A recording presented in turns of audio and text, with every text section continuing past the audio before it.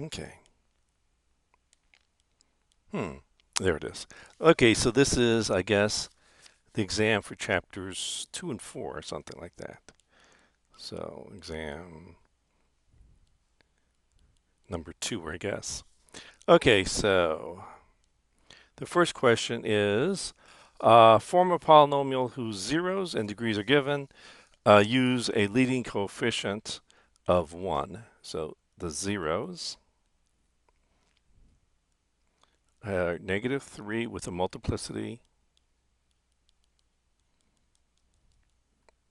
of 2. And I have a 0 of -1 with a multiplicity of 1. And I have that the degree is 3. Okay, so your polynomial, the root is -3. So you're going to change the sign. It'll be an x plus 3. The multiplicity is 2, so put in a power of 2. The root, the 0, is -1. Has a multiplicity of 1. The degree is 3. And so that is your minimal polynomial. Let me do problem number 2.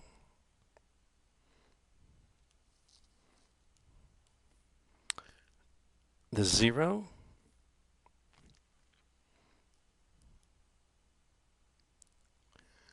are -5,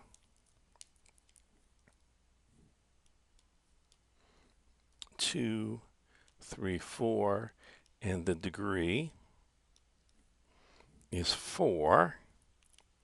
And so my polynomial is going to be x plus 5, x minus 2, x minus 3, x minus 4. This has degree 4, so all these must have been simple roots. And that is your answer. Let me do problem number 3. F of x equals 5, x plus 3, x minus 7 to the 4. For the polynomial, list the real 0 and its multiplicity. So the real 0 is, well,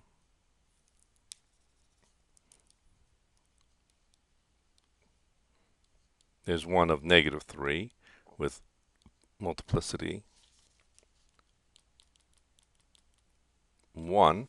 Since the power is 1 here, there's a 0 of positive 7 with a multiplicity of 4.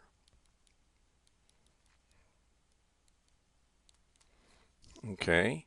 And determine whether the graph crosses or touches the x-axis at each x-intercept. Okay, so the multiplicity is 1, so it crosses the x-axis because the multiplicity is odd at -3, and at 7 it just touches the x-axis. It bounces off the x-axis. At 7, because the multiplicity is even. Okay. So far, so good. Okay. Okay. Okay, there. Let me do problem number 4.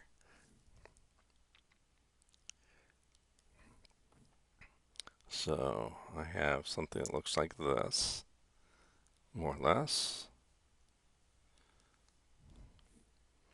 It goes like this,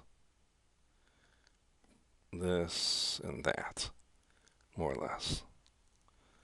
Okay, and that's going to be at 3. So this is going to be at 1, 2. Okay. And that's got to be a 0. Okay, which of the following polynomial functions might have a graph illustrated?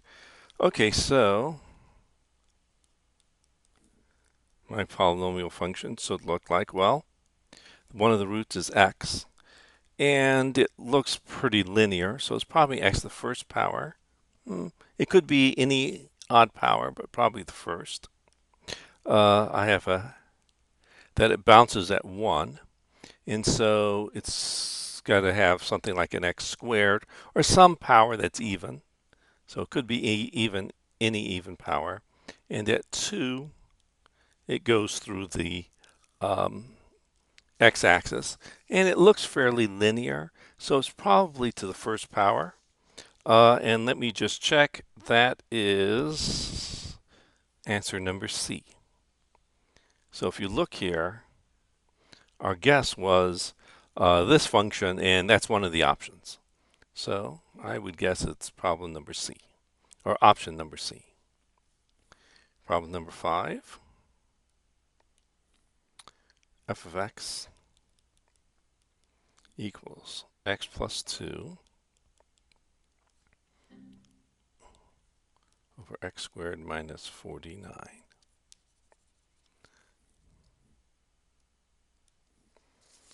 Write the word or phrase that best completes each statement or answers the question. Find the domain of the rational function. Okay, so let's find the domain of this function. So first, I want to check when I divide by 0. That's when this function is not going to be defined. There's no square roots or any other weird functions. And so since this is a rational function, really that's the only place this is not going to be defined. And so either you can factor it or use a square root property. I guess I'll factor it. Set each factor to 0. Solve for x. So since the integers are integral domain, set each factor to 0. Solve for x. Oh, of course. These are my critical numbers. And so my domain is the set of all x's not equal to plus or minus 7. It is the union of the following 3 open intervals, which is everything except for plus or minus 7. And maybe I'll leave it like that. And so that is the domain of your particular function. Let's do problem number 6. F of x equals 2x squared minus 4 over 3x squared plus 6x minus 45. Again, this is a rational function. So this function is going to be defined everywhere except when you divide by 0. So I'll set the denominator to 0. Solve for x. Divide every term by 3. And so x squared plus 2x minus 15 is 0. Again, I'll factor. It's the easiest thing to do. And so this factors. It's a monic polynomial quadratic in x. So it factors as follows. You drop down the plus times minus is minus. You want two whole numbers whose product is 15 and whose difference is 2. Set each factor equal to 0. In the fact that the integers are integral domain. Subtract 5. Add 3. So the domain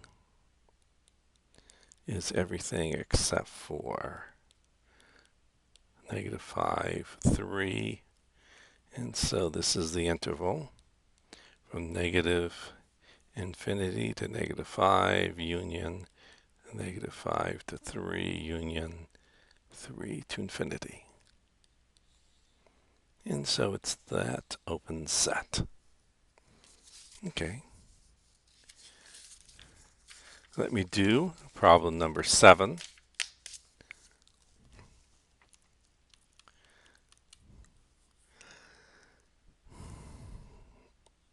So we have the following graph.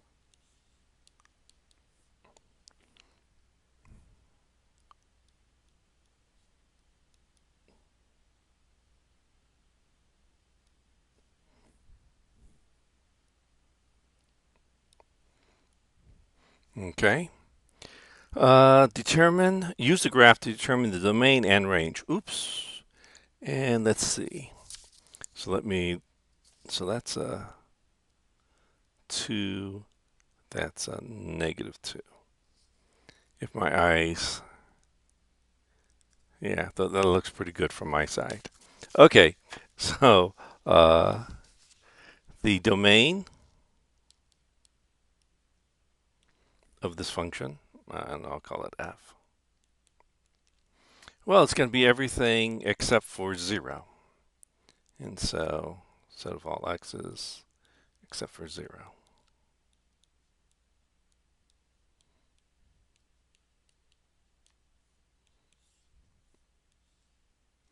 Okay. The range, well, it's going to be everything except for things in between 2 and negative 2, but it actually does attain the values 2 and negative 2. And so it's everything except for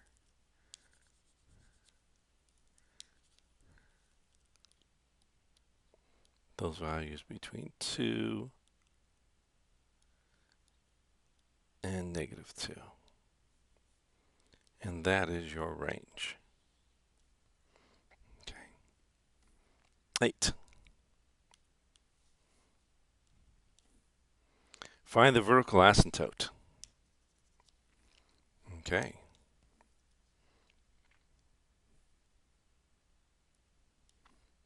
Of r of x equals negative 3x squared over x squared plus 2x minus 24. Let me factor this. So this is a negative 3x squared. Let me rewrite this in simplified form. So x plus 6, x minus 4. Okay. I want to find the vertical asymptotes.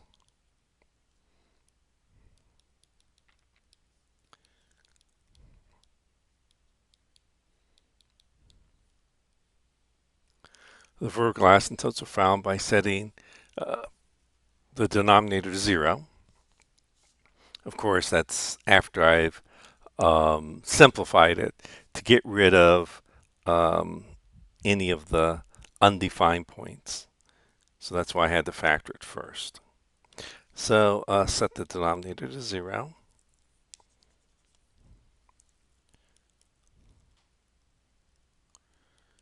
And solve for x.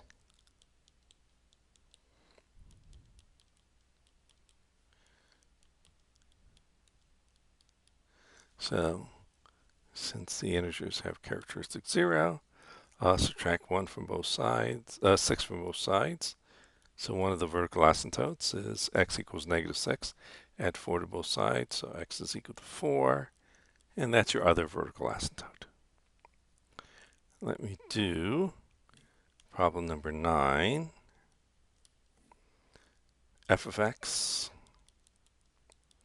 equals x minus 7 over 49 x minus x cubed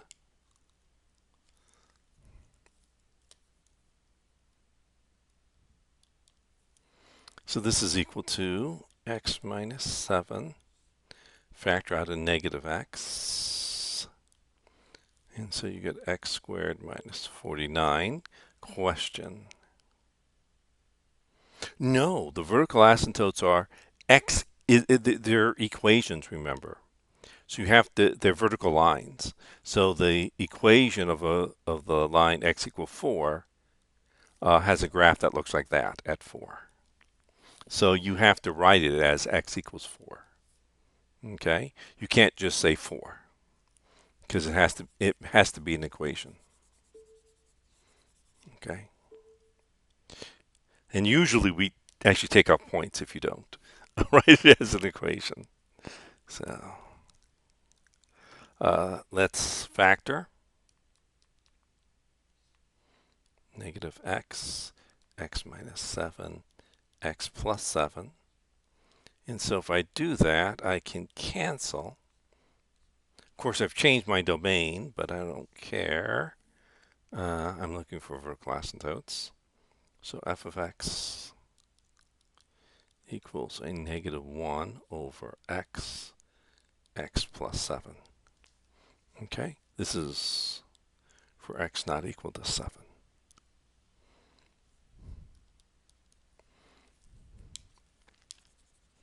So now I can find the vertical asymptotes. Please note that if you had set the denominator equal to 0 initially, you would not have gotten the correct vertical asymptotes. So you need to do this cancellation. Otherwise, you may get, a hole rather than a vertical asymptote. Okay, so let's find the vertical asymptotes.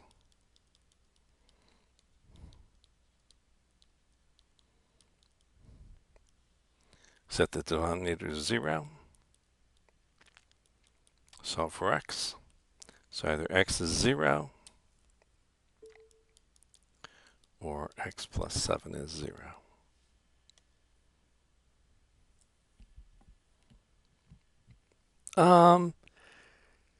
You could have, yeah, the negative 1, it really is more or less a place. You could have put the negative on the outside.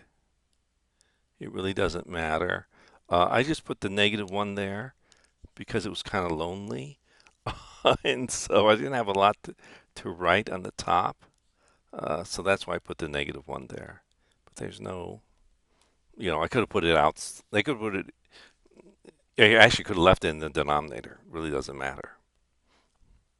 And so subtract 7.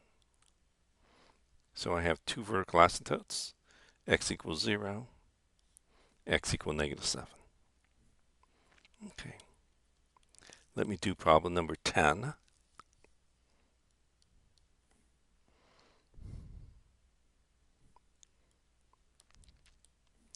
G of x equals x squared plus 7x minus 9 over x minus 9. Give the equation of the horizontal asymptote, if any. Okay, good. Of the function. Well, this is an x squared divided by x. So as x goes infinity,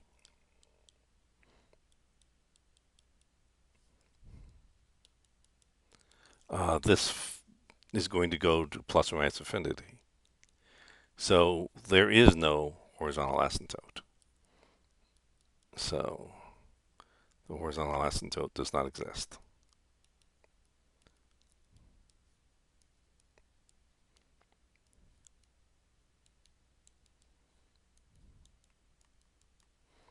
So there's nothing to find. There is a slant asymptote, or whatever you want to call it, but there is no horizontal asymptote. 11. H of x is equal to 6x squared minus 2x minus 8 over 2x squared plus minus 8x plus 4. First thing I would do is factor everything, so the 2's are going to cancel. Yeah. Yeah. So there was no horizontal asymptote for that first problem. There was a slant asymptote, an oblique asymptote, whatever you want to call it, for that particular problem, but there was no horizontal asymptote. It would look like this. It would look like this problem, where it had a slant asymptote, but not a horizontal one. Okay, so factor out a 2.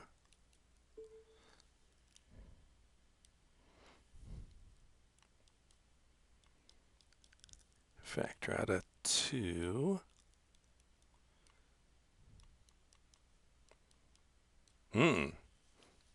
Well, that's not going to be easy. Oh, it doesn't matter. Okay, so uh, I get 3x squared minus x minus 4 over x squared minus 4x plus 2. Okay, but as x goes to infinity, and maybe I'll look at it this way. So I could divide each of these terms by x squared.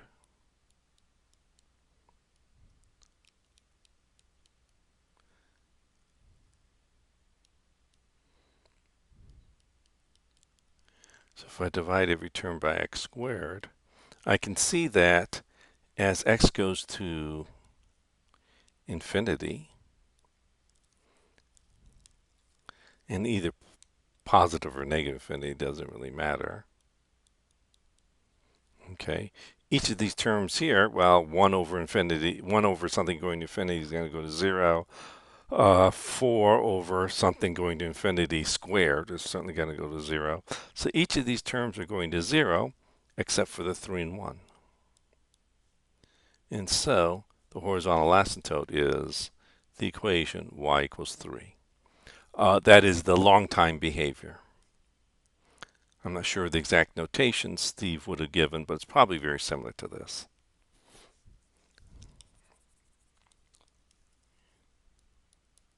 Problem 12.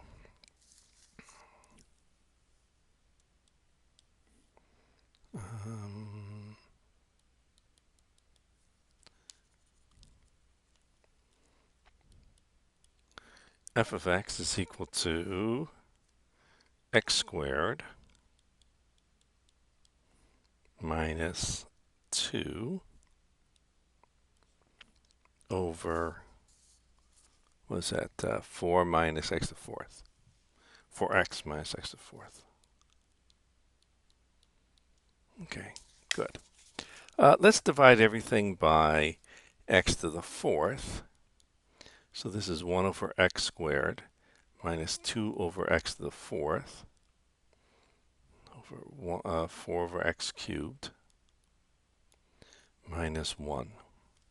Now, if I let x go to infinity, well, this first term is going to go to 0. The second term is going to go to 0. This third term is going to 0. This last term still negative 1. So this whole thing is going to be 0. Therefore, the horizontal asymptote, oops, why would I say 3, is just y equals 0. So that is my horizontal asymptote. 13. Oh, he's going to call it oblique. Okay, the oblique asymptote. Both slant and oblique are the same thing. F of x equals x squared minus 5x plus 7 over x plus 3. Give the equation of the oblique asymptote, if any, of the function. Okay, so let's divide, and I'll use synthetic division because it's easiest. So 1x squared minus 5x plus 7, drop down to 1 times negative 3 is negative 3 minus 5 is negative 8 times negative 3 is positive 24 plus 7 is 31. So f of x simplifies to x minus 8 plus 31 over x plus 3. And so, for large values of x, the 31 over x plus 3 becomes negligible. Therefore, my oblique asymptote is just y is equal to x minus 8. Because this other term here becomes negligible for large values of x. Graph the functions. Okay.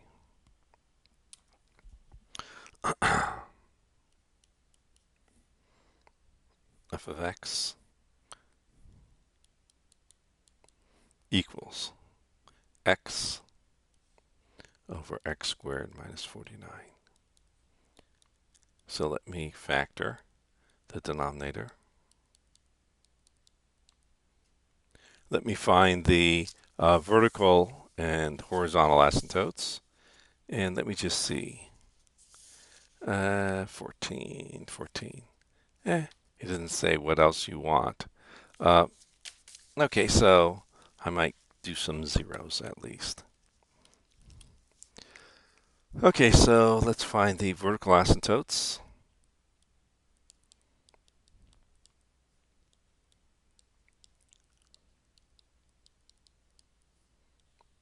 Found by setting the denominator to 0.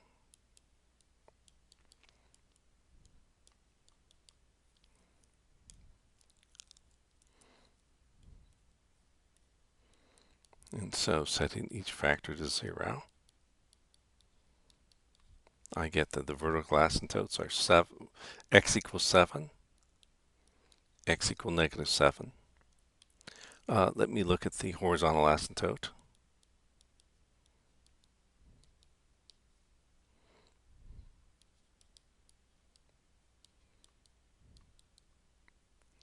And so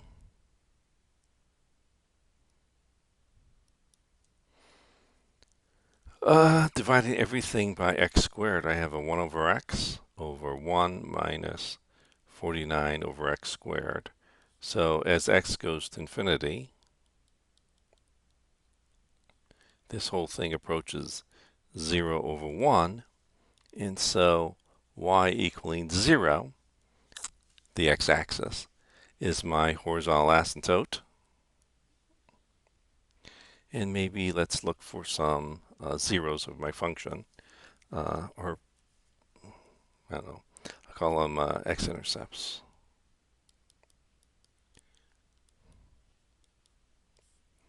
And so, setting the numerator to 0, I get x equals 0. And so I have the point 0, 0. And of course, that becomes your y-intercept also.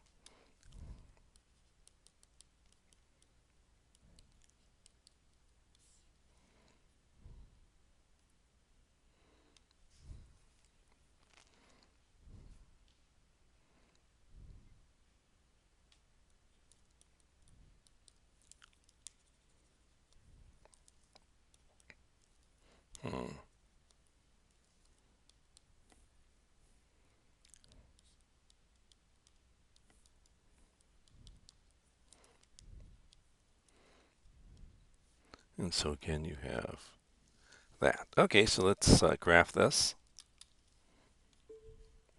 Oops.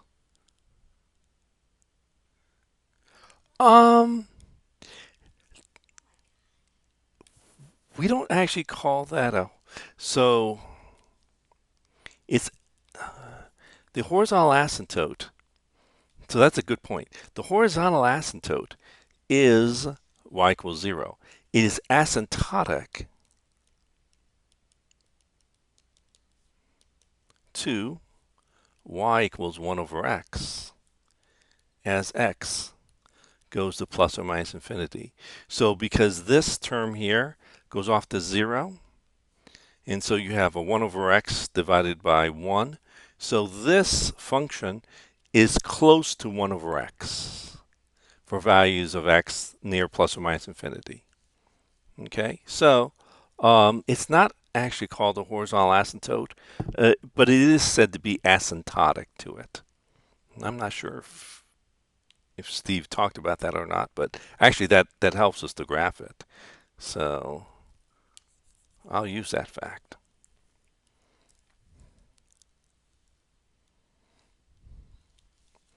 I'm not going to exactly draw it to scale. Okay, so what do I have? I have vertical asymptotes at plus or minus 7. I don't care. I'll say that this is 7 and that this is 7. Okay, so I'm going to say this is x equal negative 7, x equal positive 7, and those are my vertical asymptotes. Next, I have a horizontal asymptote. Well, it's just the x-axis. It's y equals 0.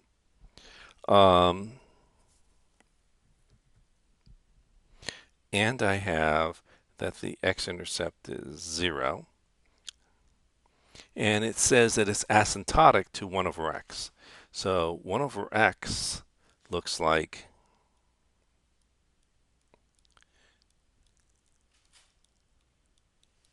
this, and like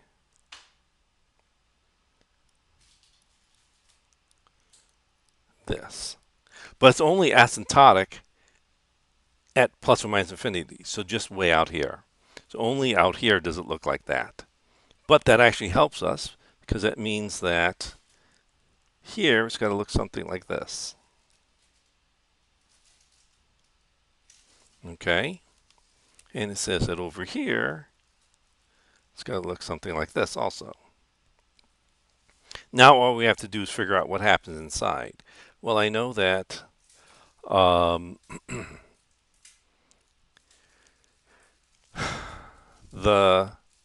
if you look here at 0, well, it kind of looks like 0 over like a negative 49. Okay? So that means that it's going to have an opposite slope. So it's going to actually look sort of like this in this area. So it's going to look like this. Voila. So something like that in between. Okay. You could probably pick a point to make it look, if you picked like, I don't know, a 1 or something, you'd have like a 1 over negative 48. Okay, so at 1, it's some small value here. Okay, and that's more or less what the graph looks like. Any questions about that? Okay.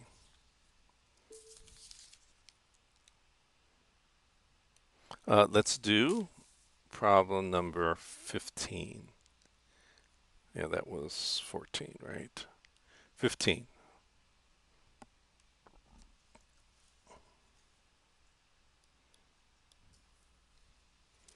F of x squared plus x minus 42 x squared minus x minus 30. Let's factor this. So this is an x plus 7, x minus 6 over x minus 6, x plus 5.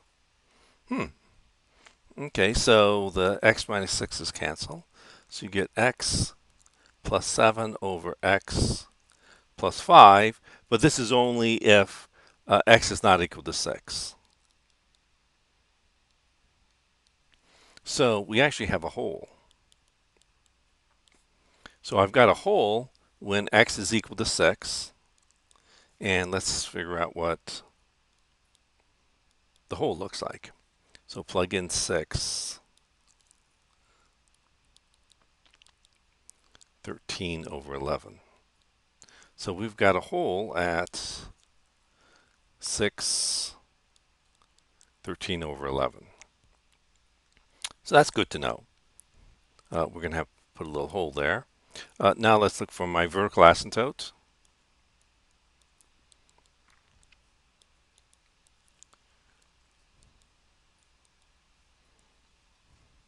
My vertical asymptote found by setting the denominator to 0 is the equation x equal -5. Let's find my horizontal asymptote.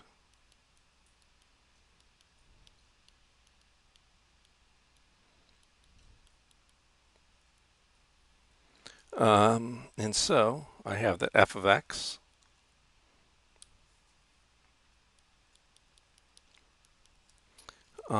which is equal to x plus 7. Well, it doesn't really matter. Maybe I'll have the original one.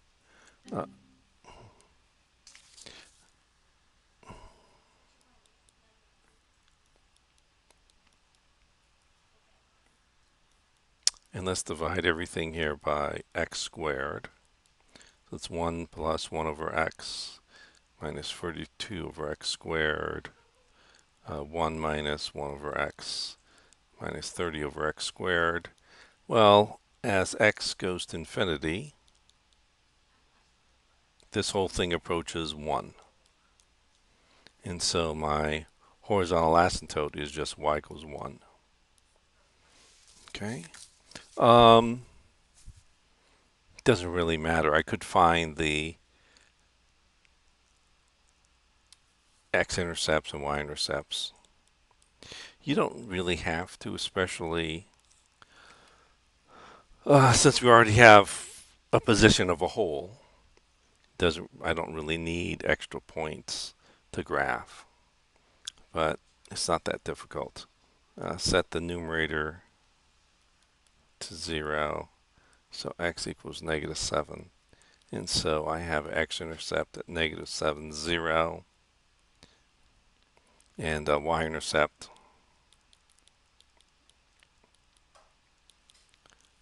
which is 7 and 6, 7 and 5.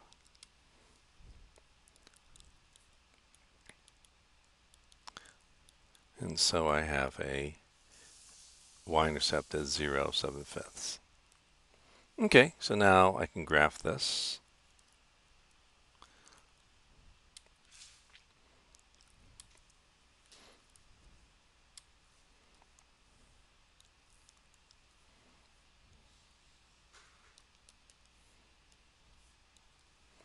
Okay, so vertical asymptote is at -5.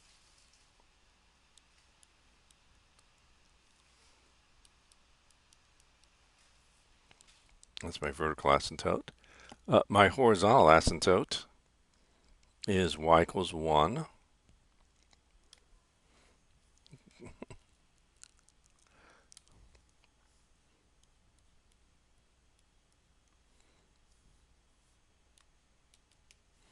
So that's my horizontal asymptote. I have a y-intercept here. X-intercept -7 here. But the important part is the hole. So at 6, 13 over, so 6 and just a little bit bigger over 1. So somewhere around here, I have a hole. Okay, so now I can graph this. It looks something like, yeah, well, it should be approaching the asymptote a little bit nicer. Yeah, whatever. Okay, and here.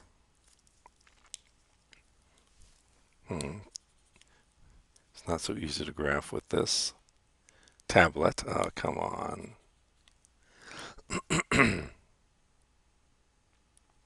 Okay. So I don't care. So this is at 613 over 11. 613 over 11. Okay. So that's your hole at that point. And then the other points aren't really crucial. Okay. Any questions about that?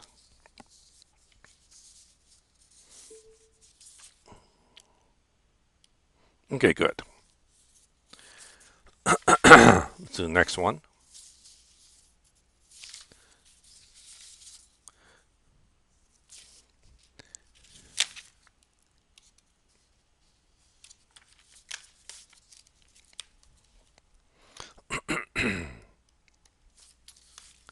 The concentration of a drug in the bloodstream measured in milligrams per liter can be modeled by 12t plus 4, 3t squared plus 2, where t is the number of minutes after the injection of the drug. When will the drug be at the highest concentration?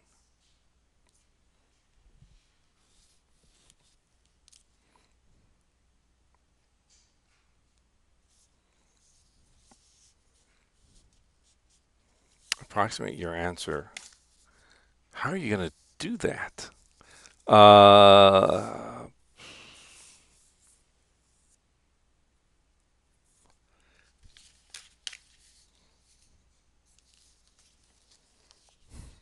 I know how to do it with calculus. How? I mean it.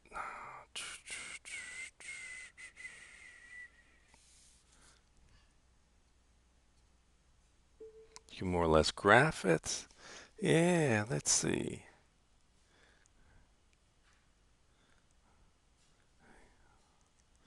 Yeah. I mean, this is like a calculus problem. Yeah. Yeah, so I'm gonna say I don't know how to do it without calculus. So later. So let's do this later. I'm just gonna skip this problem because I don't know how to do it without calculus. Okay. Yeah, this is next semester. Okay, so 17. Okay, solve the inequality. X plus 3, 5 minus x, greater than or equal to 0.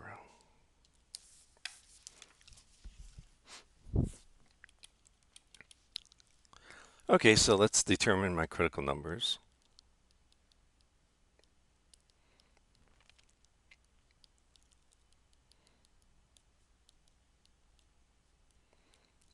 It's already in factored standard form, so I can just set each factor equal to 0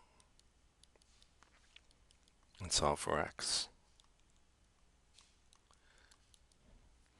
So x equals 0, negative 3, positive 5. Let's place these on my number line. So 0, negative 3, and 5. Okay, take a large number like 10, positive. So 10 is positive, 10 plus 3 is positive, 5 minus 10 is negative, and so it's going to be negative. Each of the multiplicities here are odd, so this is going to alternate. And you want it to be greater than 0, so you fill in the, here, wait, there it is. I'll fill in the, was it, greater than 0 pluses. Okay, let's fill in the pluses.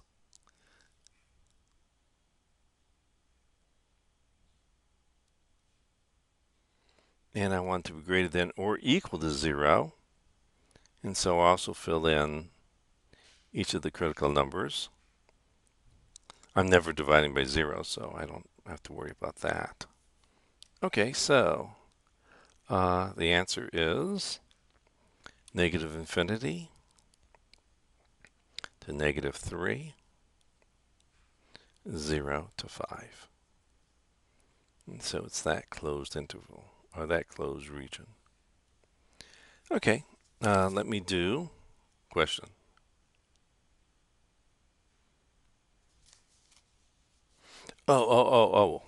I didn't multiply. What I did is the following. Say I plugged in the number 10 here. So it's just 10. And then 10 plus 3 is positive. I only want to check the sign. So I checked the sign at some number. I could pick any number I want except for the critical numbers. So I picked a number out here, 10. And then I plugged it in. So it's a 10 is positive. 10 plus 3 is positive. Positive times positive, positive. 5 minus 10 is negative. Positive times negative is negative. So that whole quantity is negative. So in this region, my answer is negative. I know that the signs will alternate because each of the roots have odd multiplicity. Any questions about that? Okay, good. 18.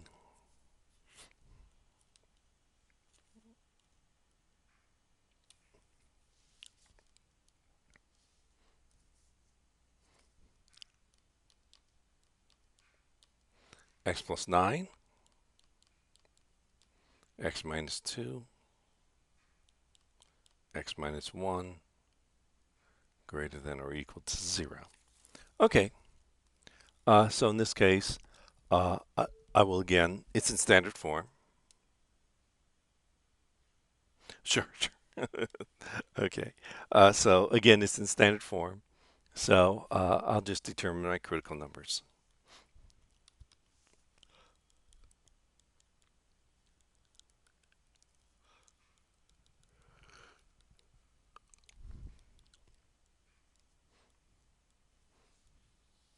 So I'll set each factor to 0 and solve for x. So my critical numbers are negative 9, positive 2, and positive 1. Let me put all those on my number line.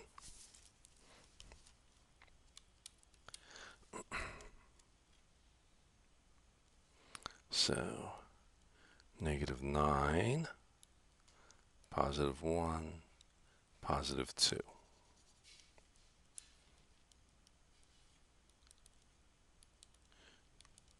Let's plug in 0, which is right here. So let's plug in a 0 and see what the sign is. Positive times negative divided by negative is positive. Everything here has is a simple root, and so each of these have odd multiplicity. So everything will alternate. All the signs will alternate. We want to be greater than 0, so we'll fill in the pluses.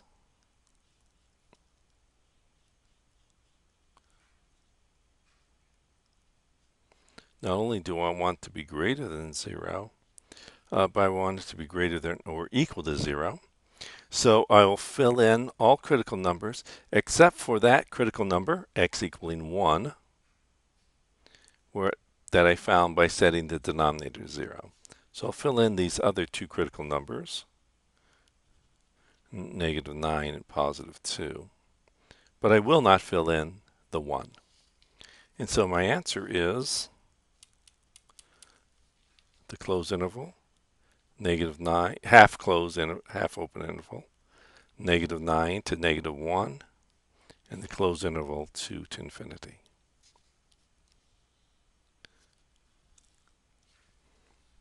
And that's your answer.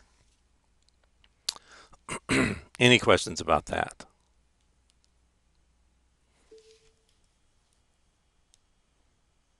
Okay. Let's do 19.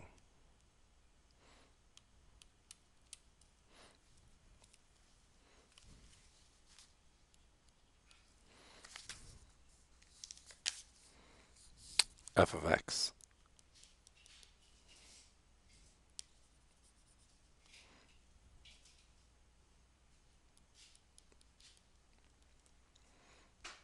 is equal to x to the 4, 12x to the 3, 5x to the 2,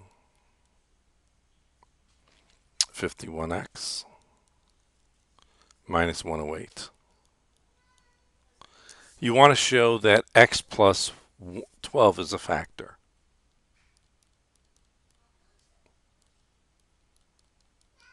So that's what you want to show. Okay, so I can do this by just using the factor theorem. So all I have to do is, well, it says use the factor theorem to determine whether x minus c is a factor of f of x. So all I have to do is check that that x equaling negative 12 is a root. And so let's do that.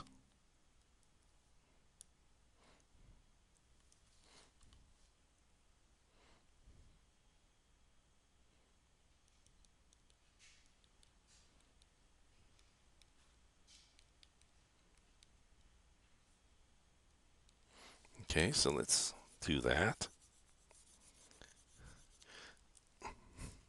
So I'll put here a negative 12, 1x to the 4, 12x cubed, 5x squared, 51x minus 108. Okay, so let's check. Bring down the 1 times negative 12, 0 times negative 12, 0 times 5 is 5 times negative 12, negative 60 times negative 9 is a positive 108. This gives you 0. So the answer is yes. So it says use it to determine whether. Okay, so the answer is that it is a factor. So x minus 12, it does indeed divide f of x. So it's a factor of f of x. 20. F of x equals 5x to the 4th, 19x cubed,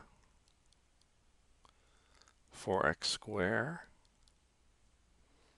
plus x plus 4. So you want to ask, is this divisible by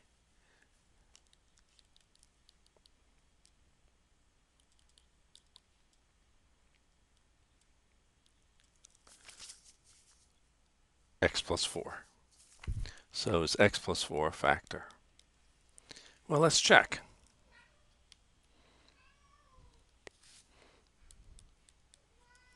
Five x to the 4, 19x cubed, minus 4x squared, plus x plus 4.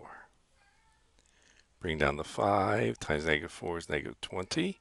So you get a negative 1 times negative 4 is a positive 4, so you get 0. Drop down the 1 times negative 4 is negative 4. Oh, it does work. Okay, so again, x plus 4 is a factor of f of x. So yes, it does divide it. 21.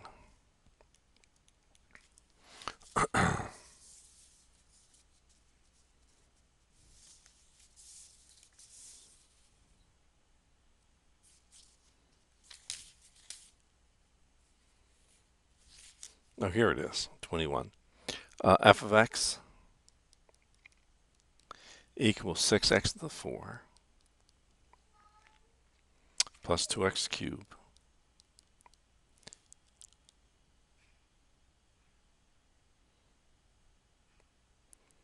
Oh, okay. So then it's not a factor. So if this turned out not to be 0, then you would just say it's not a factor. So you can't write it. You can't write f of x is equal to, x plus 4 times something else, because it wouldn't it wouldn't work. So you just say it's not divisible by it. It's not a factor of it.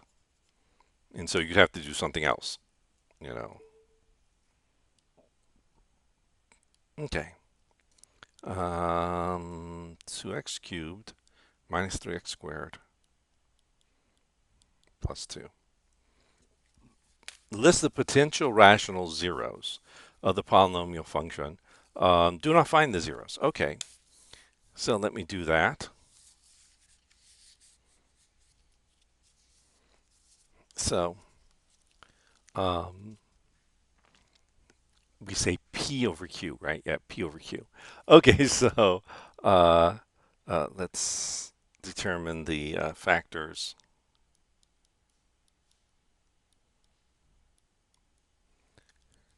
of 2.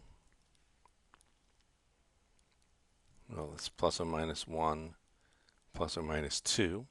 The factors of 6.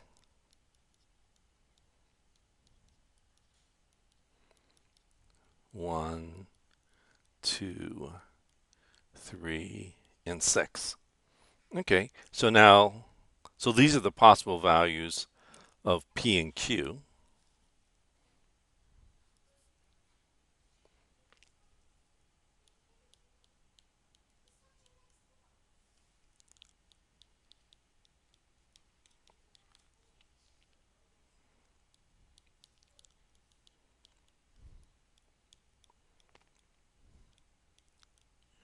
Okay, and so let's do P over Q.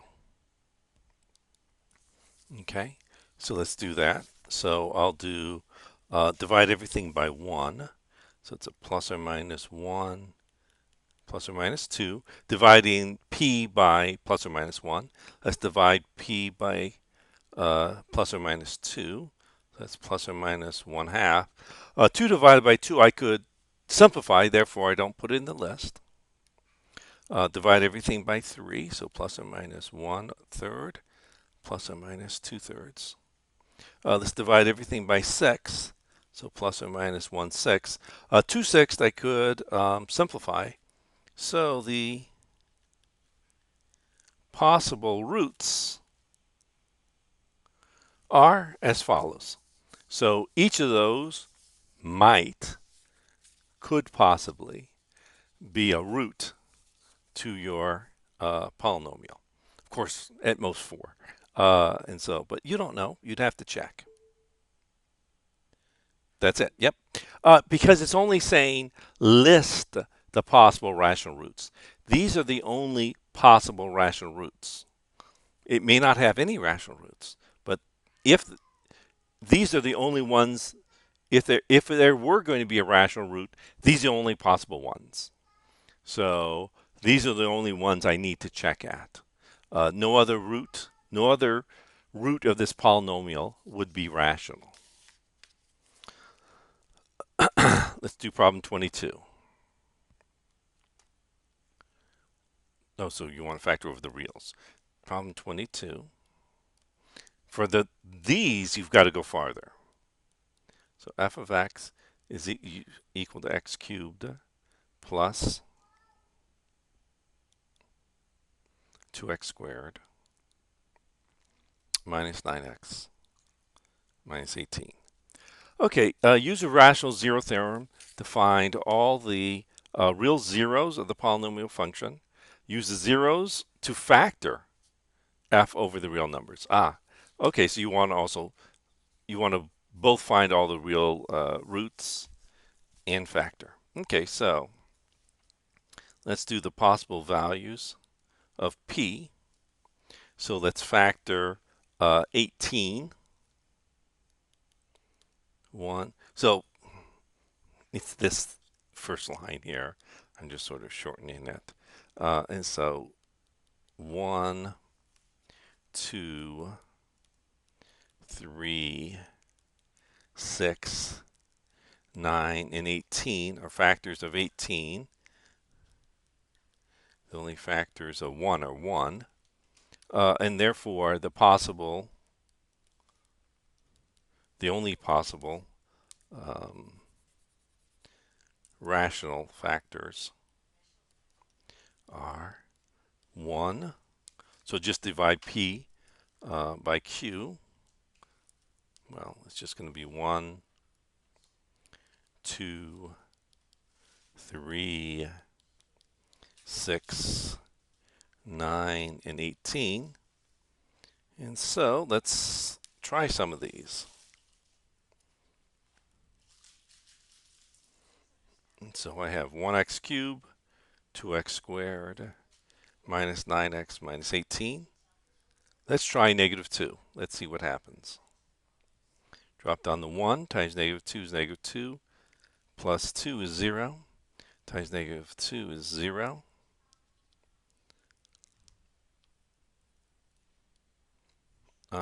Minus 9 is negative 9, times negative 2 is 18, and so that gives you 0. Oh, so it's going to be 3. Now let's try 3. And so I get a 1 times 3 is 3, plus 0 is 3, times 3 is 9, gives you 0. And let's try negative 3. And so I get 1 times negative 3 is negative 3, plus 3 is 0. And so all of the roots are negative 2. Well, maybe I'll list them in order. Are negative 3, negative 2, and positive 3. Those are the roots of your polynomial, and this is a 1 in front of it. And so f of x can be written in factored form as x minus 3, x plus 2, x plus 3. However, or whatever order you want it in. Okay, and those are the, I've sort of listed them in the opposite order if I listed above. And those are the that is the factored form for your particular polynomial. Any questions about that?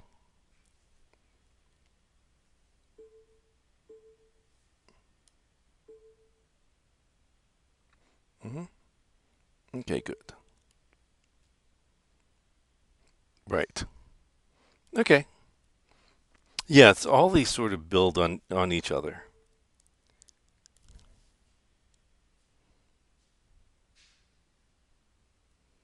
No. If we were lucky that we picked ones that worked. And so if you pick the ones that worked, the 2 and the 3s, then you don't have to pick. Obviously, you don't have to pick ones that don't work. If you pick ones that work, that's better. Of course, you're not always lucky, but um, okay. So let's do f of x equaling 5x to the fourth. This one's going to be harder. Oh, well, maybe not. Yeah, minus 20x cubed plus 21x minus 4x plus 4. Okay, so let's find all the rational roots, just like what I did up here. So it's going to be almost identical to what I did. So let's find the rational roots. Factor 4, factor 5.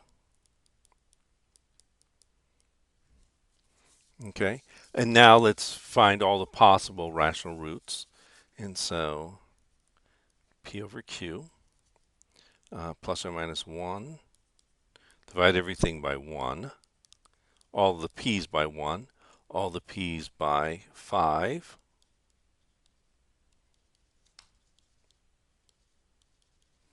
4/5. Okay, so now let's try some things. Okay, so 5x to the fourth minus 20x cubed plus 21x minus 4. 4, 3, 2, 1, 0. Okay, good. That works. Okay, so I don't know. Let's try, I don't know, let's try 2. Yeah, let's try 2. See if that works. Drop down to 5 times 2 is 10. Minus 20 is minus 10. Times 2 is minus 20. So you get 1 times 2 is 2. Minus 2 is negative 2. Times 2 is negative 4. So you get 0. Good. Oh, and that's easy. Now let's try another one.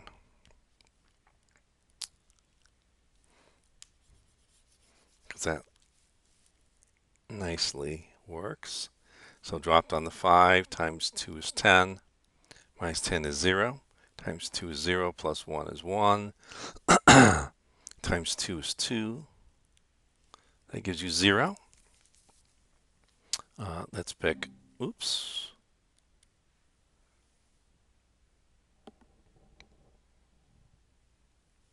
Oh, wait, because that'll be a 5x squared. So that's, oh, it's over the reals. Okay, so, oh, it's over the reals, so that'll be imaginary. Okay, so that's it. Okay, so I have that the roots are 2 and 2. Okay, and factoring, oh, it has a 5 out in front. Has a 5 in front. Okay. Oh, so I'll just use, so f of x. Yes, f of x.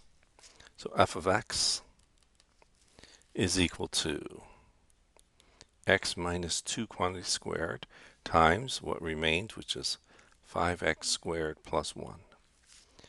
Since we're only factoring over the reals, those are the only real roots of this polynomial. There are 2 more imaginary roots, plus or minus I over root 5. Okay, let's do problem number. Any questions about this? It's very similar to the previous problem. Okay, 24.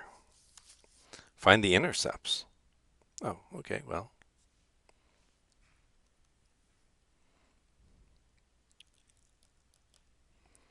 F of x equals x cubed plus 3x squared minus 4x minus 12. Well, I don't know if he really wanted it to be this easy, but it obviously factors by grouping quite nicely. This is x squared. This is 4. This is x plus 3. X squared minus 4. So f of x is equal to x plus 3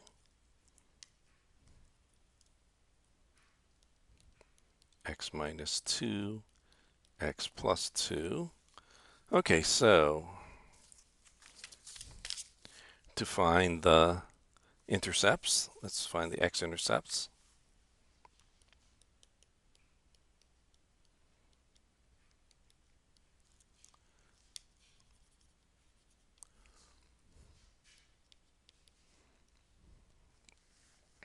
I'll set each factor equal to 0 and solve for x.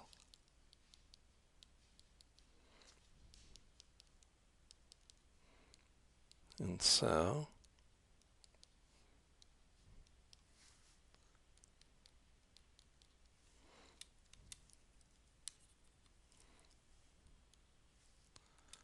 x equals negative 3, x equals 2, x equals negative 2. And so the intercepts are negative 3, 0, 2, 0, negative 2, 0, And let's look for the y-intercept.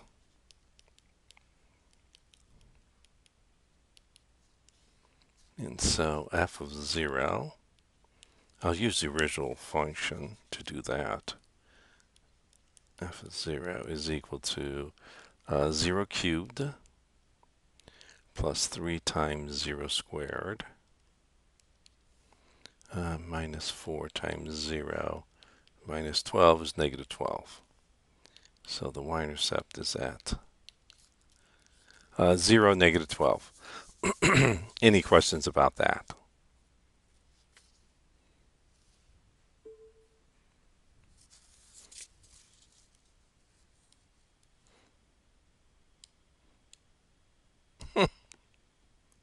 Okay, let me do problem number, why are you doing that? Okay, let me do problem number 25.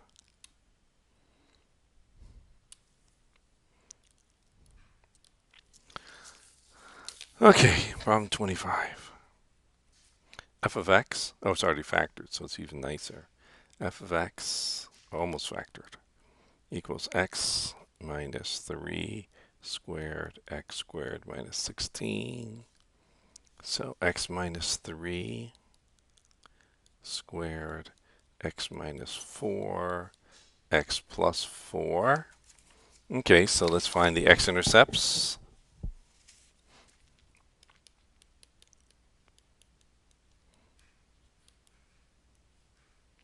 So for the x-intercepts, set each factor to 0 and solve for x.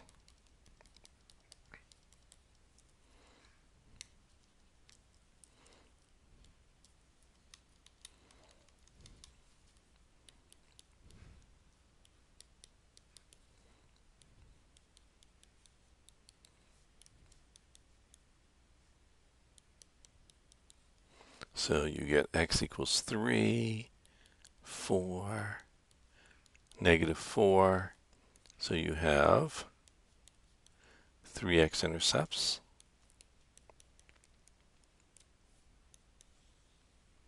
It doesn't matter about the fact that you have a double root. Obviously, that's just an x-intercept. Of course, the function is going to bounce at that particular x-intercept, but if you were to graph it, y-intercept.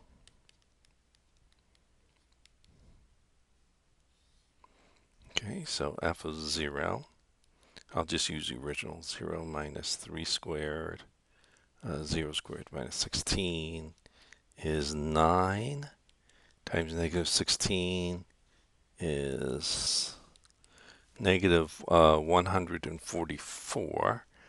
And so my y-intercept is at 0, negative 144. And that's your answer. Okay. Let me do problem number 26.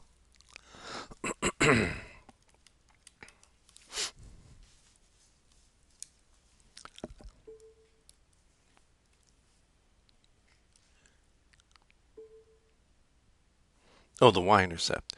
Yeah, so for the y-intercept, all you have to do is substitute 0 for x in any one of these equations. So all I'm doing is plugging in 0 for x.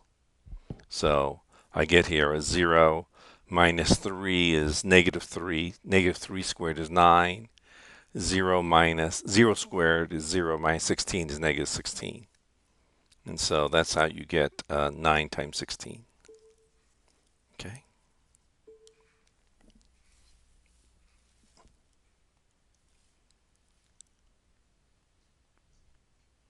Oh, how about 24? It was the same thing. So notice that I just plugged in 0 for x. 0 cubed plus 3 times 0 squared minus 4 times 0 minus 12. So I just plugged in 0. Okay?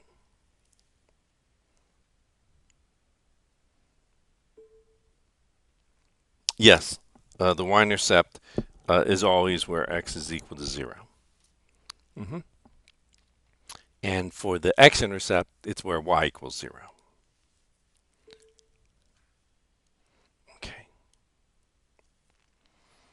26. 26. Information is given about the polynomial. Well, here, right, so degree is 3, and the zeros are 4 and 1 minus I.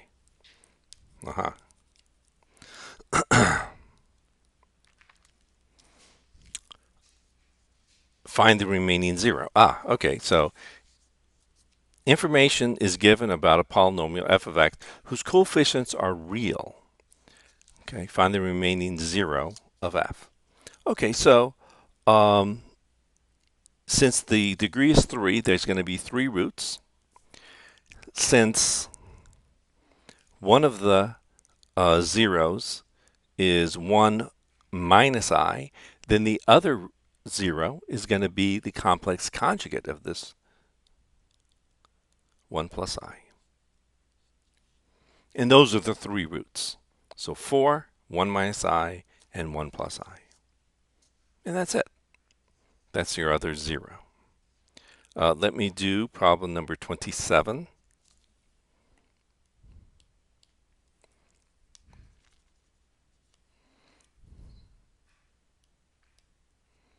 The degree of this polynomial is 4.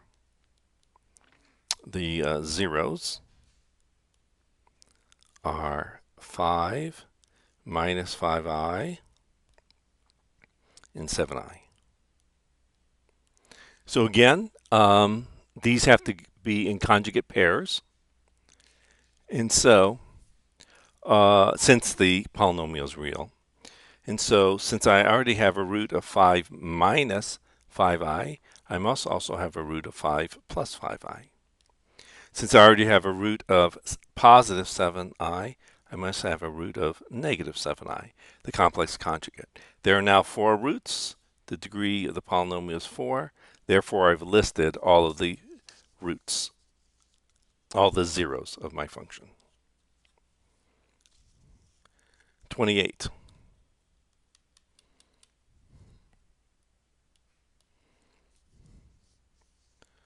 Form a polynomial f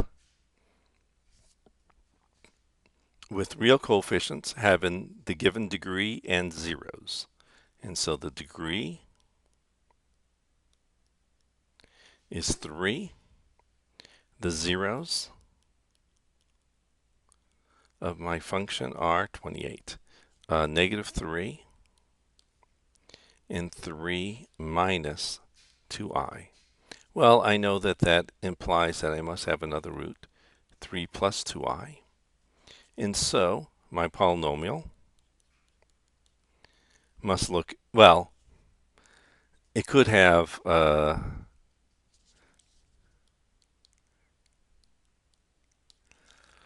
it may not have to be monic, but I'm going to make it a monic polynomial. And so this is one root, the other, and so one root is negative 3, so one factor has to be, by the factor property, has to be x plus 3. I have a root of 3 minus 2i, so the factor must be x minus 3 minus 2i, and the other one has to be x minus 3 plus 2i. Okay, and so this is x plus 3 times, well, let's write this as x minus 3 plus 2i, x minus 3 minus 2i. And so I can write this as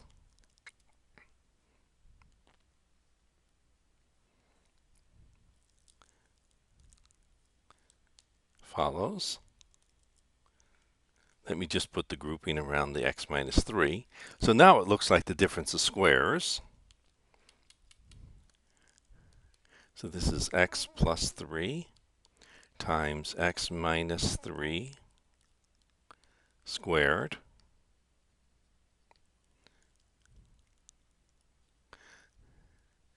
minus 4i squared, which is a plus 4. And so I get x plus 3 times x squared minus 6x plus 9 plus 4. So it's x plus 3. I guess we have to write this all out, right? Form a polynomial, I guess. X squared minus 6x plus 13.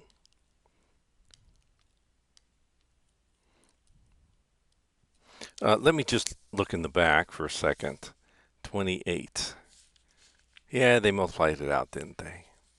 Okay, so let me do that then. So let's multiply this out.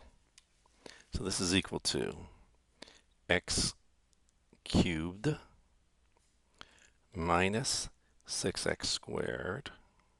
Actually, maybe I'll do it this way. X cubed plus 3x squared minus 6x squared minus 18x plus 13x plus 39. So I just sort of multiplied it this way. So that's the way I multiplied it. So now, so that things next to each other cancel. So we get x cubed. 3x squared minus 6x squared is a minus 3x squared. 13x minus 18x is minus 5x plus 39. And that's your polynomial.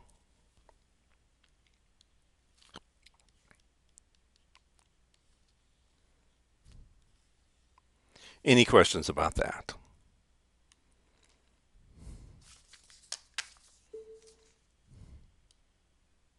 Okay. Yeah, but not too bad. It really wasn't too bad. 29. So 29 will actually be the same sort of idea. Actually, it's degree 4, so it's a little bit bigger, but not too bad. 29. So the degree is 4. And the zeros are negative 1, 2, 1 minus 2i. But again, since these are real polynomials, these have real coefficients, then I must also have the complex conjugate, 1 plus 2i.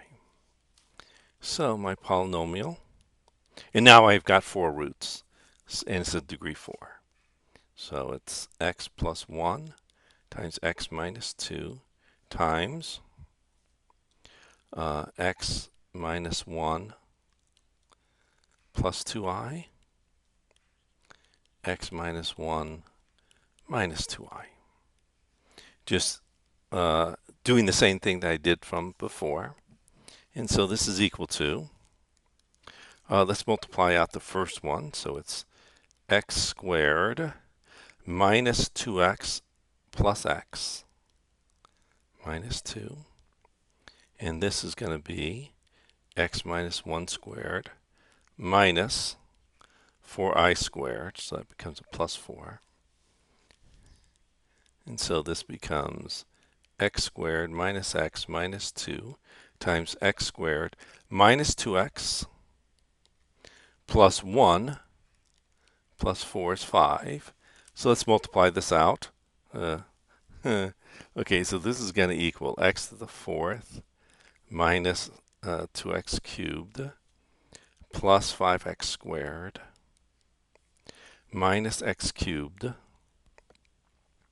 plus 2x squared minus 5x minus 2x squared plus 4x minus 10. So this is equal to x to the 4th minus 3x cubed plus 3x squared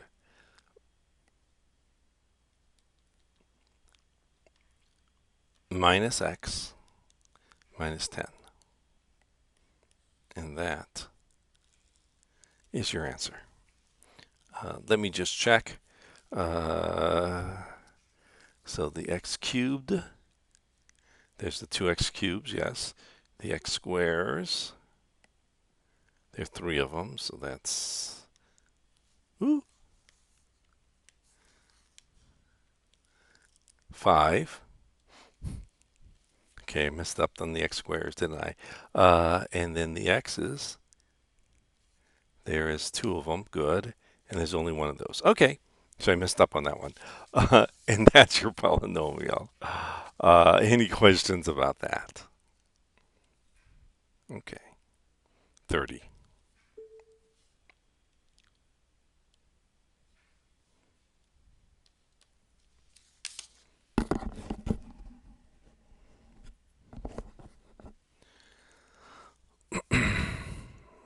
Well, there's nothing. It says, given f of x equal x cubed plus 5x squared plus 7x minus 13.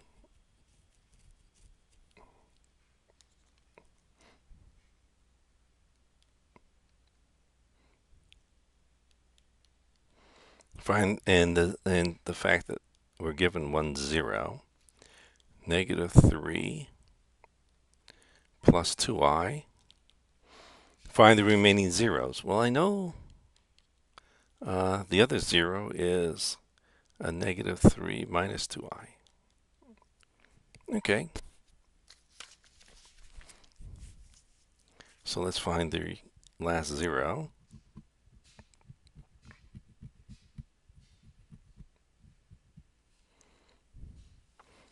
Okay, so I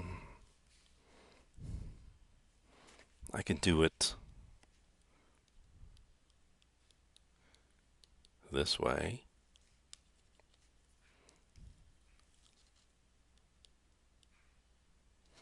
I have 1x cubed plus 5x squared plus 7x. I better leave a little bit of room here because there's i's. 1, 5, 7 minus 13. Okay. So bring down the 1. So it's a negative 3 plus 2i is a 2 plus 2i. Oh, which gives you, so you got to multiply this out, which gives you a negative 6 minus 4 is a negative 10. And then you get a 4i minus 6i is minus 2i. So you get a negative 3 minus 2i. Multiply that, so you get a 9 plus 4 is 13. Oh, and then these are conjugates, so the other ones are going to cancel. You get a 6i minus 6i is 0. So it's 0. Good. Now let's do negative 3 minus 2i.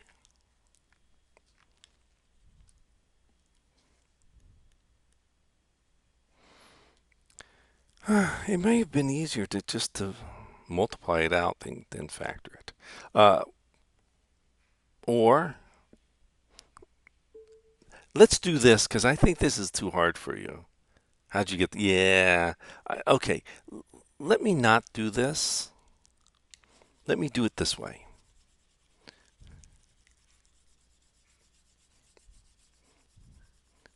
So the other one's got to be a real root. It may be imaginary, but I bet you it's not. I bet you it's hopefully. Let's just check if it's something like a nice number like 1. Okay, so let's do this. P is 1, 13. Q is 1. So P divided by Q is 1 or 13. Let's just do this. So I'll put 1 x cubed, 5x squared, 7x minus 13. I'm going to have a hard time squeezing it in. Okay, drop down the 1. Times 1 is 1. Plus 5 is 6. Times 1 is 6. Plus 7 is 13. Times 1 is 13, which gives you 0. Aha! And so The roots are 1, negative 3 plus 2i. Well, let's do it this way. Negative 3 plus 2i and negative 3 minus 2i. That's easier than what I was going to do. Okay, so let's just use the rational root theorem to find one of the zeros, and then the other two we know because they're complex conjugates of each other. Okay, 31. Well, that was it for that one. Okay, 31. Yeah, sorry about that. The other method I was using is too hard for you. And just too confusing, you know. 31. X, f of x. Yeah, I know. I was leading you astray. Negative 4, 7, 11, 11, 3, 12, 15, and then G.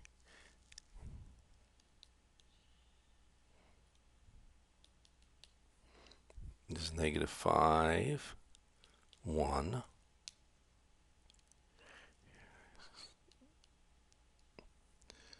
Negative 4, 1, 7, 6, 11. Okay, I want to find F composed with G at 6. Okay, so first I'm going to plug in 6 for X in G. That gives me an output of negative 11. I'm going to put that as an input for F. My output is positive 3. Therefore, F composed with G at 6 is 3. So I input the 6. I get an output of 11. I use that as an input for F, and it gives me an output of 3. And that's F composed with G at 6. Okay, let's do 32. F of x equals x minus 6 over x. G of x. Question. Yeah, that's it. That was it. Is x squared plus 9. Find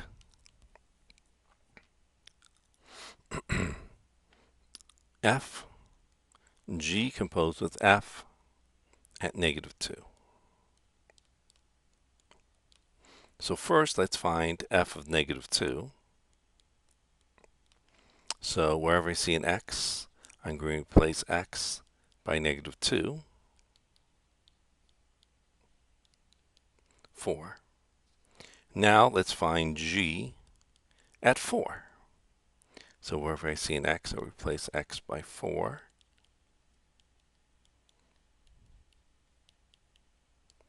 Therefore, g composed with f at negative 2 is just positive 25.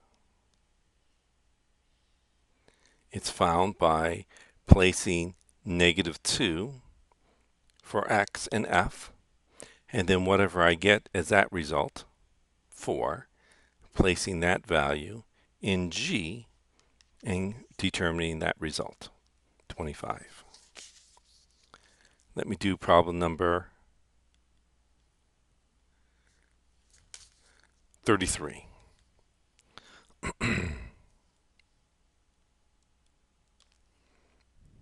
F of x equals negative 7 over x plus 1. G of x is equal to negative 3 over x. Find the domain of f composed with g at x. So wherever I see an x in the formula for f, I replace x by the formula given by g.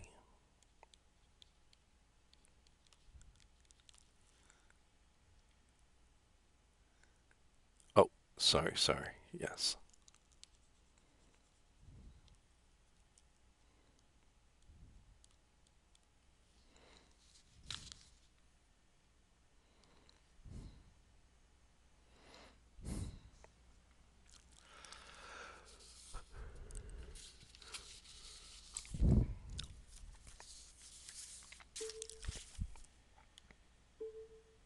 Okay. So I want to determine the domain of f composed g. So wherever I see an x in the formula for f, I replace x by the formula given by g. To determine the domain, don't simplify. In general, whenever you simplify, you will be changing the domain of your function. So don't simplify and use this sort of more difficult thing to do it. Okay, so to find the domain,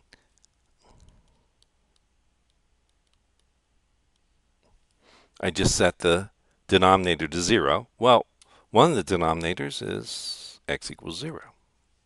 So I can't have that x is equal to 0, nor can I have that negative 3 over x plus 1 is equal to 0. So I cannot have x equals 0, or I'd be dividing by 0 here.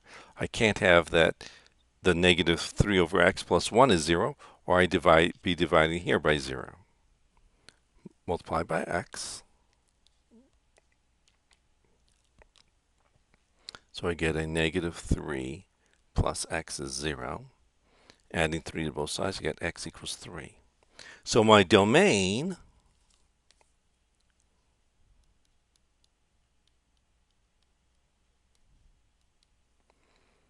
is a set of all x's such that, well, x is not equal to 0,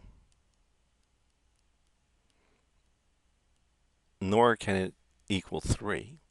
And so it's equal to the open interval, 0 to infinity, union, open interval 0 to 3, union, open interval 3 to infinity. And so it's that open set. And that is the domain of your function, of this composite function. Okay. Let me do problem number 34.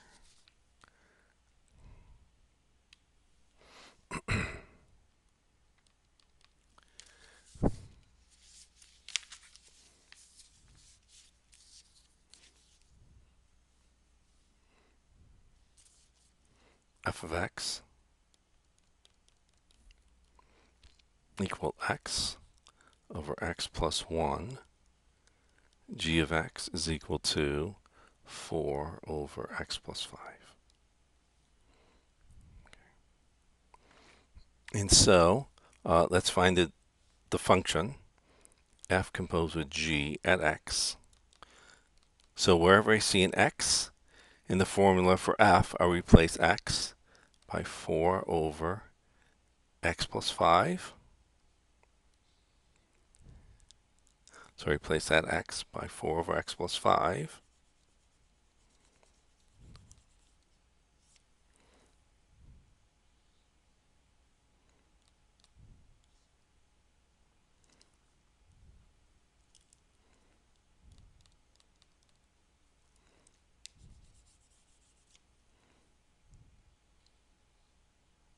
Replaces x by 4 over x plus 5. And that is the composite function. Okay, so let's find the domain.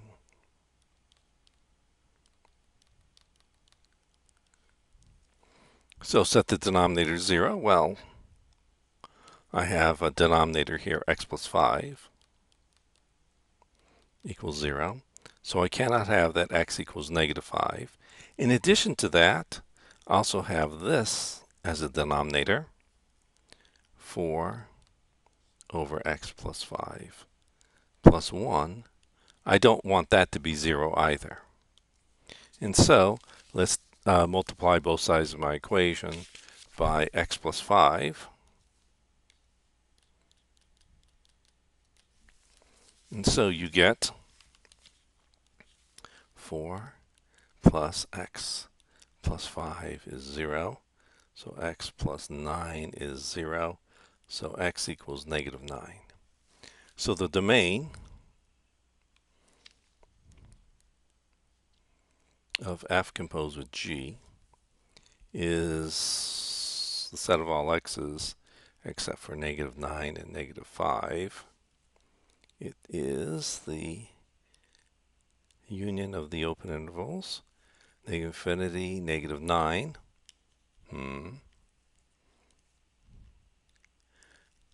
That kind of looks weird. -9, -5, and -5, infinity. And that is the domain of your function. Okay. Any questions about that?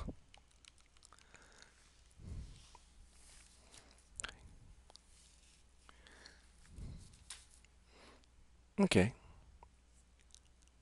So let me do this.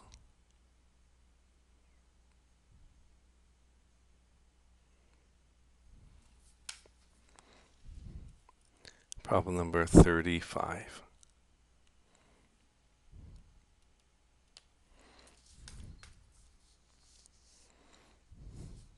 Ooh, that's going to be hard. Let's try. Well, I'll just sort of, okay, so I'll just more or less graph this. So it says to evaluate f. Does it mean times? I don't know what that means. I think it's f times g at -2, because I don't see a composite figure there. But let me just check. So that looks like multiplication to me, the way they wrote it. And so -2, what's -2? Oh, that's going to be hard. I can't even see that. It could be 0. No, it could be 1. It could be a 1. That's a 1 and a 3. Oh, it could be 3. Let me just check. 1 and 3. This is problem what, 35? Yes, it is. That's a 1 and a 3. Okay. So let me more or less graph this.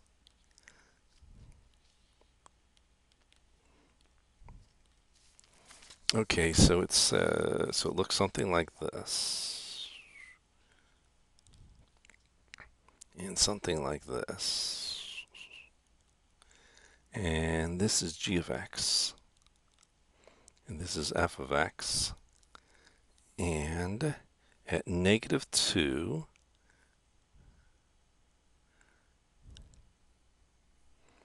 and that will be a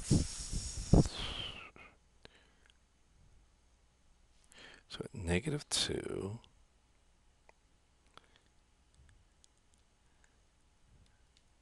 it's 1 here, and, well, 2 there. So, okay, so, no, 3. It's supposed to be that's a 3. Okay, so, actually, that doesn't look bad. I just have to sort of move this a little. Okay.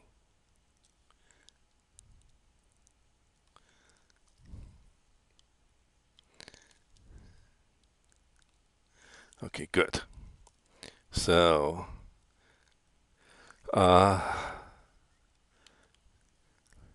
f times g at -2 is going to be, well, let's figure out what f is at -2. F at -2 is 3. G at -2 is 1. 3 times 1 is 3. So your answer is 3. Again, this is if you have really good eyesight. They have little dots there to sort of help you to determine sort of what they're saying. Yeah, that's what it looks like. Okay, 36. Here's f of x equals radical x plus 2. The graph of a one-to-one function is given. Draw the graph of the inverse function as a dashed line or curve. Okay, so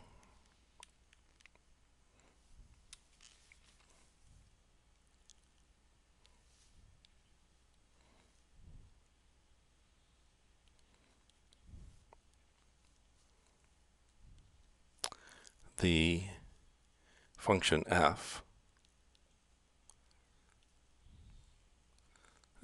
looks something like this. Okay, and so the function f inverse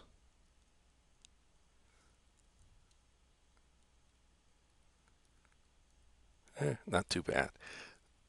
So that's got to be a negative 2 there. It's got to look something like this.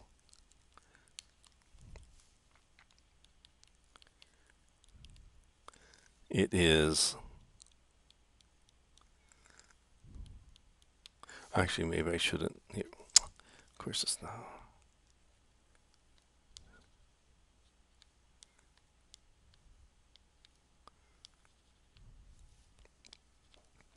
Maybe I'll do it in red.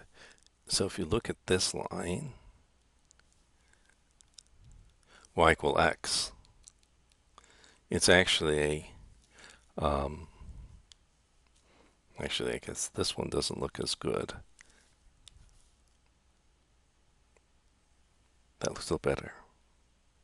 And so this is a reflection. So you just reflect this original curve here around this line, y equal x, and this is what the graph looks like. So it's this little dashed line here. Okay. Any questions about that?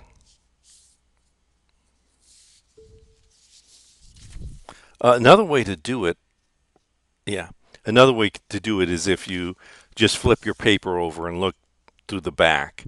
That's what the graph looks like. Okay. 37.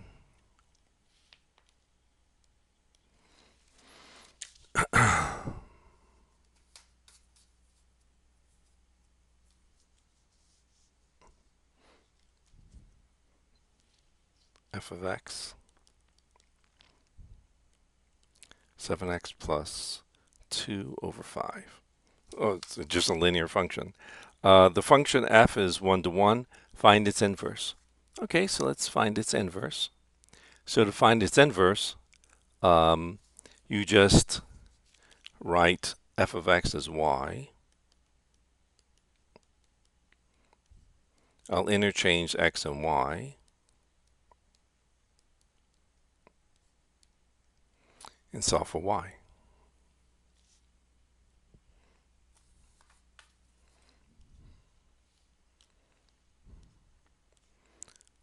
Multiply both sides of your equation by 5.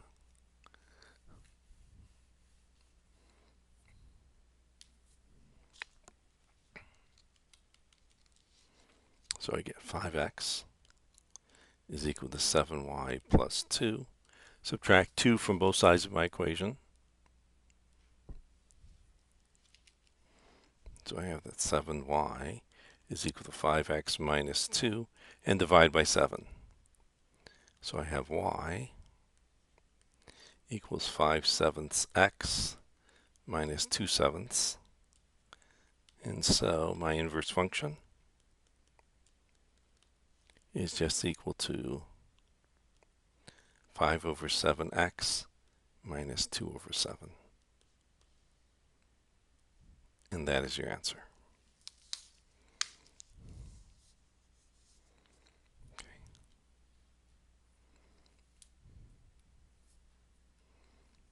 Let me do problem number 38.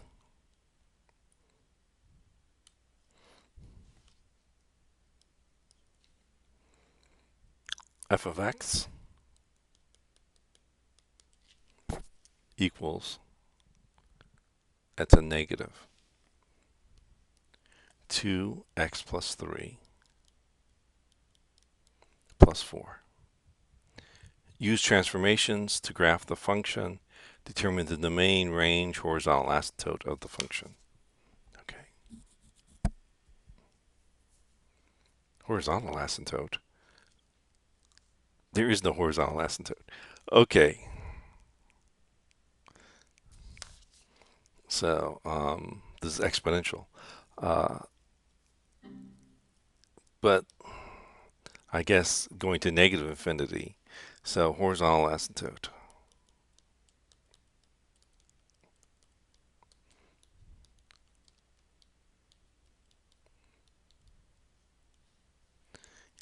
But just going to one side, not on both sides. F of x, or y, let's say,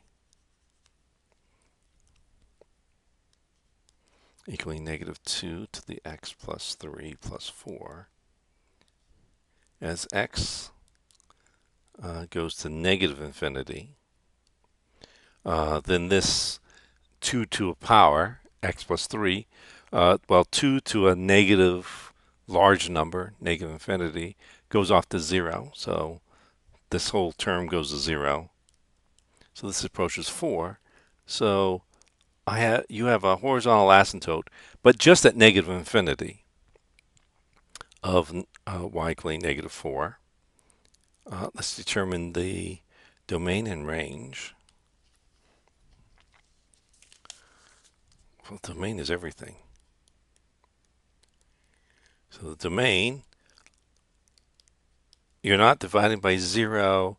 You're not taking logarithms or anything. You're just exponentiating. So the domain is everything. The range,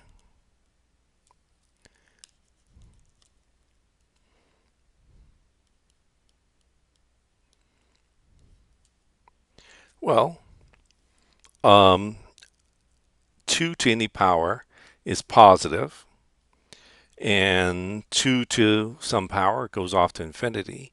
So it takes all these positive values, but you have a minus in front. So it's just taking a whole bunch of negative values.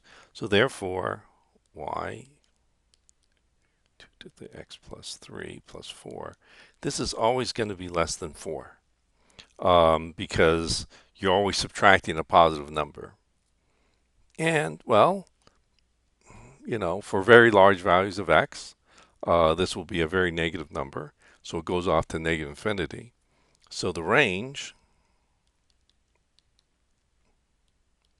of your function is just negative infinity to positive 4. It's values of y that are less than or equal to 4. Okay, so let's look at the transformations. Let's subtract 4 from both sides of my equation. Okay. So this says that this is a translation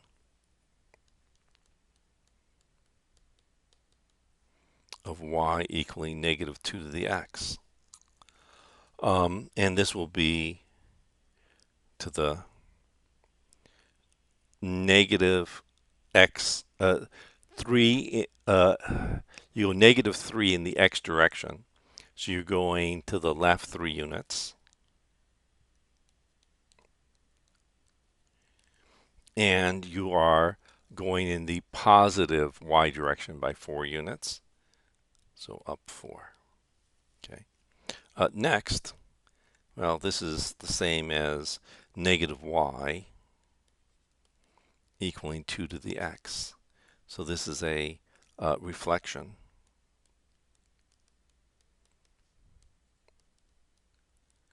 of y equaling 2 to the x about the x-axis.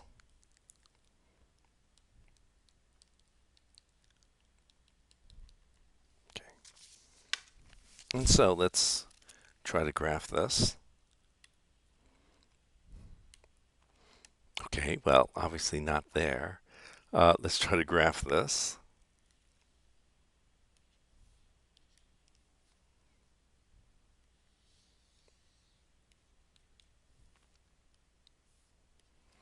Okay, so first I look at y equal 2 to the x. Okay, so maybe I'll do it in red. Y equaling 2 to the x looks something like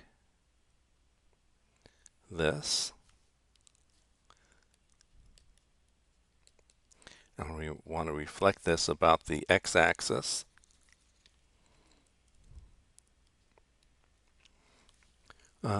Maybe I go with blue. Okay, so I now have this. So this is y equal negative 2 to the x. Okay, and now I want to move this up 4. Okay, so 1, 2, 3, 4. Let's say that this is 4. Let me just draw the shifted axis up here so I can sort of see what it looks like, which actually become my asymptote. Okay, so that's 4, and then we're going to shift to the left, so 3 in this direction. So we're going to move 1, 2, 3 about this way. I don't want to show that too much. Okay, so now I'm going to have it look like this. Oh, and let's see. Oh, it didn't ask us for that, but at negative 1, it's 0. So probably about here. Okay, so let's try to graph this.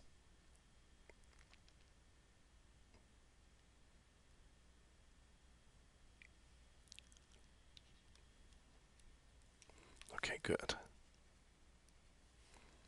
So this is y equals negative 2 to the x plus 3 plus 4. So that's more or less what the graph looks like. It should be going down faster, but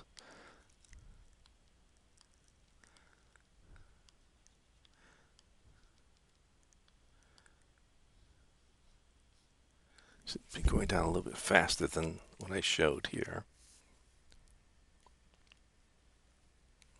Yeah, that looks a little bit better.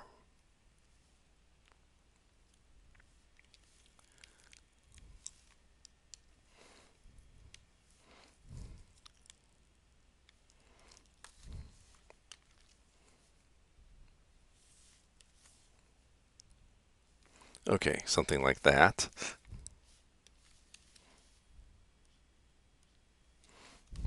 Okay, good. So this is more or less my graph. Oh, at 0, let's see. 0, that would be negative 2 is actually pretty good.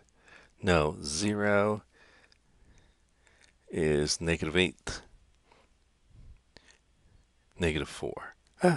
Okay, so it should have gone down even a little faster than I said here. So it's going down even a little bit faster because it hits here. But it's close enough. Okay, so this is what the graph looks like. The domain. Oh, and this is the asymptote. Here's my asymptote, y equals 4. So this is my asymptote of y equals 4. Okay. And the domain is everything, and that's the range and everything. Yeah. Okay. So I've shown everything there. Any questions about that?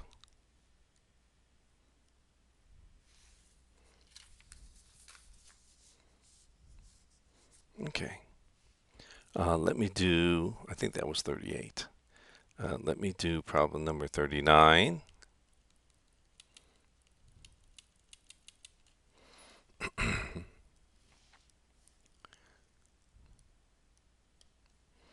f of x equals 5 to the power x plus 3 minus 2. Okay, so let me try that. So add 2 to both sides. So again, this is translation of y equaling 5 to the x. And so this will be 3 to the left, and it'll be down 2. Okay. So if I do that,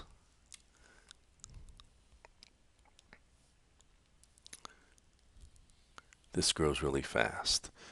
Okay, x, y. And so originally you have 5 to the x. And so it's left 3 and down 2. So let's say it's here.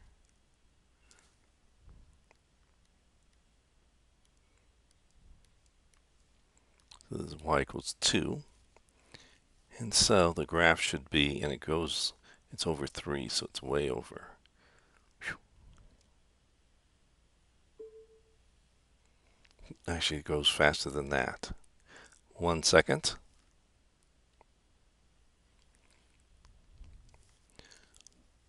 So this is the graph of y equals,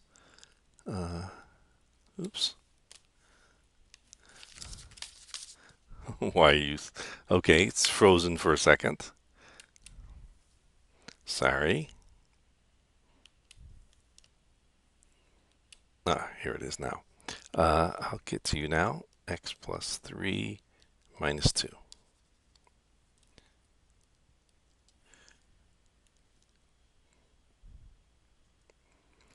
Yeah, that's how steep it is. So theoretically, this is a 2, so it's not as steep. It goes up fast, but not as fast as this guy. In reality, if you actually they graphed it on your answers, it should go up. It should be really fast. Uh, it should look amazingly. It goes like straight up. So if you actually look at the graph, it's almost a straight up one. Okay. Oh, I see. Yeah. So if you actually look at your answers, and you look at answers for 38 and 39, 38, notice they actually have a huge domain for it. But and so with 39, if they had the same, domain and range, it would look like it's just goes straight up. It'd look like a straight line going up and down. It would almost look like a wedge or something, a corner, because it goes up so fast. 40. Oh, what in the world is this? Oh, okay, 40.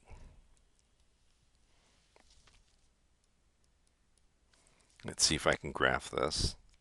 Don't know if I can or not, but close enough. Okay, so, well, see if I can graph it small.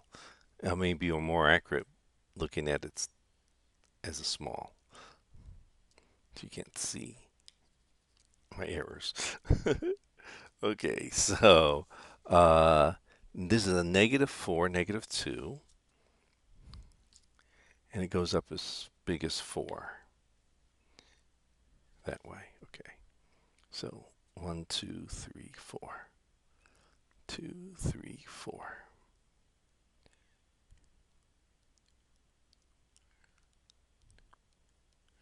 So at -4, it's -2.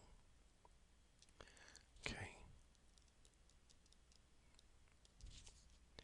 At -2, it's 1.